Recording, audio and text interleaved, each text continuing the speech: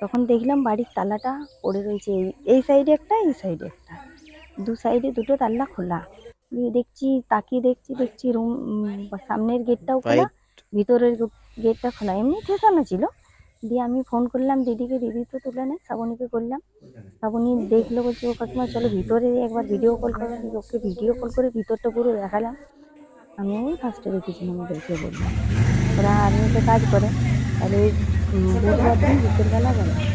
আর এই আগের দিনে বলতে পারবো না কি কি খোয়া গেছে, কারণ বাড়িতে কি ছিল সেটা তো আমি বলতে পারি না, ঠিক জানিও না কি আছে। কিন্তু বিছানার মধ্যে অনেক কিছু মানে গয়নার বক্স ছড়ানো, দুটো এলোমেলো, দুটো রুমেই এলোমেলো করা। মানে এই ঘরটা খুব বেশি পরিমাণে পুরো আলমারিটা খোলা, বিমান খাটের উপরে যে জিনিসপত্র গয়নার বক্স সিটি গোল্ডের গুলো পড়ে রয়েছে, মোটামুটি অনেকগুলো গয়না। প্রশাসনকে জানানো হয়েছে, আর কিছুদিন আগে এই পাশেই একটা চুরি হয়েছে, আমরা চাই যেন চোর ধরা পড়ে।